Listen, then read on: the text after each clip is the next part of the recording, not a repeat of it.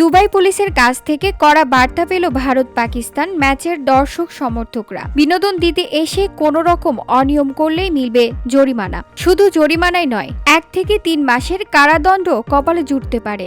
Asia কাপের সবচেয়ে বড় ম্যাচ শুরুর কয়েক ঘন্টা আগে এক বিবৃতি দিয়ে এমনটাই জানিয়েছেন দুবাই পুলিশ।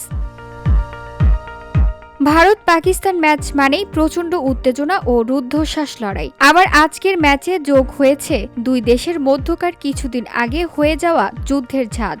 গত এপ্রিলে ভারতের কাশ্মীরের পেহেলগামে বন্দুকধারীদের হামলাকে কেন্দ্র করে কয়েকদিনের জন্য হয় এই যুদ্ধ। এতে করে শঙ্কা জেগেছিল এশিয়া কাপের ম্যাচ হবে কিনা।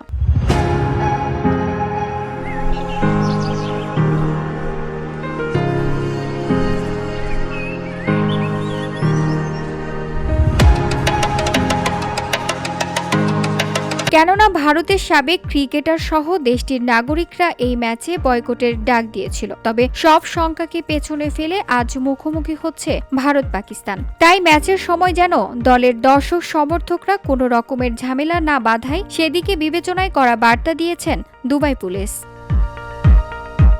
VOD Bangla news desk.